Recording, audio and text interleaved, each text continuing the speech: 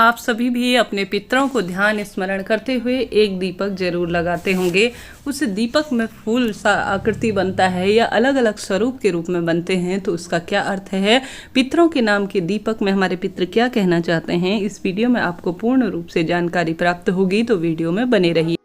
हमारे पितृ हमसे क्या कहना चाहते हैं? जैसा कि शास्त्रों में कहा जाता है, धरती पर इन दिनों पितृ जो है विचरण कर रहे होते हैं। 16 दिनों तक हमारे आसपास विद्यमान होते हैं।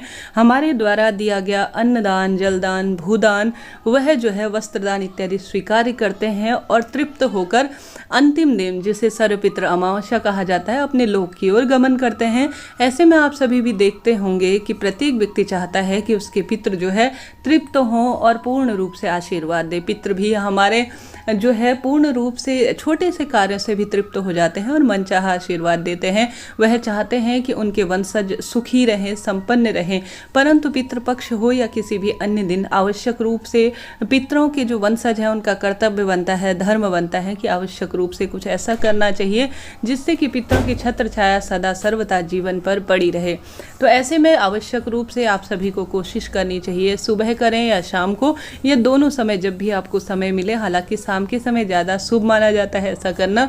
घी का दीपक जो है या तिल्ली का तेल का दीपक आप सभी को दक्षिण दिशा की ओर मुख करते हुए जरूर से प्रकाशित करना चाहिए। कहा जाता है इससे पितरों को राह दिखती है और यह उनका धन्यवाद है कि पितरों, हम आपको याद कर रहे हैं, हे पितृ देवता, आपका स्मरण कर रहे हैं, आपका धन्यवाद कर रहे हैं।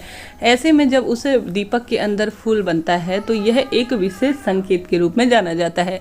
जैसे कहा जाता है कि सामान्य सरल तरीके से जब दीपक प्रज्वलित होता है, हम अपने जो है देवी देवताओं के नाम का भी रोज मंदिर में दीपक जलाते हैं, तो उसमें फूल बनना बहुत शुभता के रूप में जाना जाता है।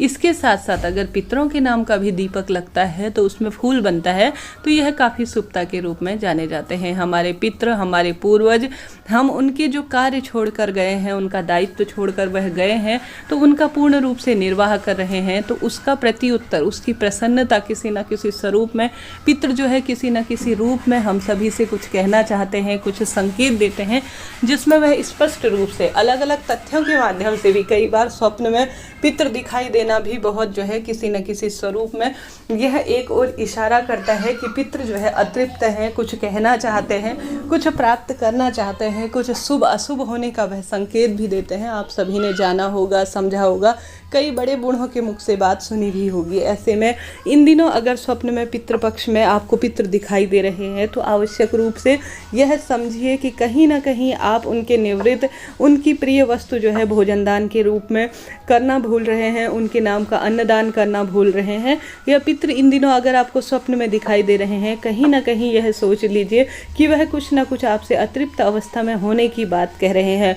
तो आवश्यक रूप से उनके वंशजों का धर्म बनता है, कर्म बनता है कि उनके नाम से जो दान पुण्य है अपनी क्षमता सामर्थ्य अनुसार करें और पितरों के लिए भूल चूक के लिए क्षमा भी प्रार्थी हो। साथ के साथ अगर उनके नाम का आप दीप प्रज्वलित कर रहे हैं, उसमें फूल बन रहा है, तो यह जो है आपके पितृ आपसे कहना चाह रहे हैं कि जो आप उनके निवृत्त, उनके दायित्व, जो कार्य वह छोड़ के गए हैं, हो सकता है उनकी जिम्मेदारियों का आप पूर्ण रूप से अपनी क्षमता सामर्थ्य अनुसार निर्वाह कर रहे हैं और साथ ही आप सभी आवश्यक रूप से उनके निवृत्त जो दान पुण्य कर रहे हैं, जो पूजा आराधना कर रहे हैं, उन्होंने स्वीकार कर ली है। शुभता के रूप में यह जाना जाता है। किसी न किसी स्वरूप में पितृ संकेत देते हैं। देवी देवताओं के स्थान के बराबर ही पितरों का स्थान निर्धारित किया गया है। देवी देवता और पितृ देवता एक समान कहे गए हैं। शास्त्रों में पितृ प्रसन्न होते हैं तो जीवन में धन, संपदा, रोग मुक्ति स्वयं परिवार में हो जाती है। तो आप सभी को इन दिनों प्रयत्न करना है कि आवश्यक रूप से अपने पितरों के निवृत्त, जैसे कि आप भोजन करवा रहे हैं ब्राह्मण को घर पर, या तर्पण कर रहे हैं, या कोई विशेष कार्य कर रहे हैं, तो पितरों के निवृत्त जो है उनका ध्यान करते हुए, स्मरण करते हुए उनकी प्रिय वस्तु जरूर से बनाए। खीर, पूड़ी, तोरई की सब्जी, उड़द की दाल तो हम सभी जानते हैं कि यह बनता ही है, परंतु साथ के साथ आप बाजार से लाकर या स्वयं अपने हाथ से अपने पितरों को जो प्रिय वस्तु होती है ना, वह जरूर से बनाकर आप आप सभी ब्राह्मण को भोज करवाएं। साथ ही उसमें से एक अंश कौवे को या एक अंश जो है आप सभी को आवश्यक रूप से स्वान के लिए निकालना चाहिए। कहा जाता है इन्हीं के माध्यम से हमारे पितरों को यह सारी चीज़ें प्राप्त होती हैं। तो आप सभी को प्रयत्न करना है सात्विक सरल भाव से, कभी भी इस कार्य को बोझ ना समझे कि बोझिल अवस्था में कि मैं ही क्यों करूं, मुझे जो है इतना पैसा खर्च हो रहा है, मेरे ऊपर जिम्मेदारी है, ऐसा नहीं। तर्पण समर्पण भावना से करें। श्राद्ध जो है बहुत निष्काम निष्अपेक्ष अर्थात धन्यवाद स्वरूप, किसी का आप आभार व्यक्त करते हैं उस स्वरूप में करें। अपने ऊपर बोझ वर्डन के स्वरूप में इस कार्य को ना लें। पितरों की निवृत्त कुछ भी कर रहे हैं बड़े प्रेम पूर्वक सौहार्द तरीके से करने का प्रयत्न करें। निश्चित ही आपको इसका फल जो है बहुत अधिक प्राप्त होगा, तत्काल प्राप्त होगा। तो इन चीज़ों का ध्यान रखते हुए अपनी पूजा आराधना को आप सभी संपन्न करें। इन दिनों अपने आप में बहुत पवित्र दिन चल रखे हैं। जो विशेष है अपने निवृत्त जो है पीपल वृक्ष के नीचे आप पितरों का ध्यान करते हुए दीपक लगा सकते हैं।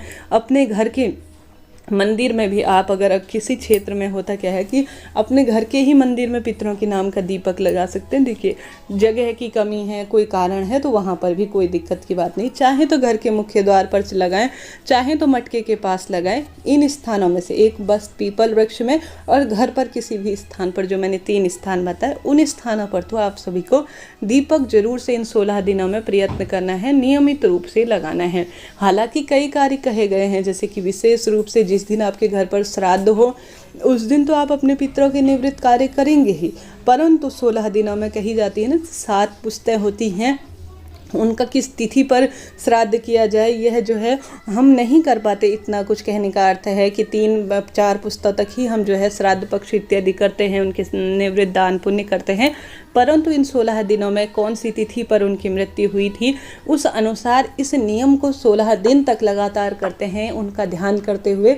तो 7 पीढ़ियों के जो तृप्ति जो है पूर्वज होते हैं उन्हें पूर्ण रूप से प्राप्त हो जाती है। तो 16 दिनों में कम से कम आप नियम बना लीजिए कि 1 लोटा जल महादेव के शिवलिंग पर और 1 लोटा जल आप सभी महादेव के शिवलिंग पर नहीं चढ़ा सकते। साधारण सरल तरीके से सूर्य देवता को जल देते हैं। तो साथ साथ ही आप 1 लोटा जल अलग से अपने पितरों के नाम का, उसमें काले तिल मिलाकर पितरों के नाम से जलदान करें। साथ ही दीपदान करें। एक साधारण सरल तरीके से 1 दीपक लगाएं। यह हो गया जलदान। और जो है दीपदान, बात कर लेते हैं अन्नदान। इन 16 दिनों में रोज नियम पूर्वक आप सभी को, विशेष रूप से कौवे के लिए, आप रोज़ पंडित ब्राह्मण जी के घर पर नहीं भिजवा सकते, कोई दिक्कत की बात नहीं।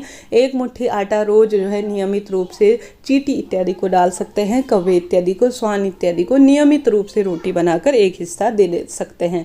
यह हो गई भोजन दान की। वस्त्र दान आपसे रोज नहीं होता, कोई बात नहीं, आप सभी जिस दिन पितरों की तिथि हो उसी दिन करें तो भी पर्याप्त है। दीपदान हो गया, जलदान हो गया, अन्नदान हो गया, यह भी पर्याप्त दान के रूप में है।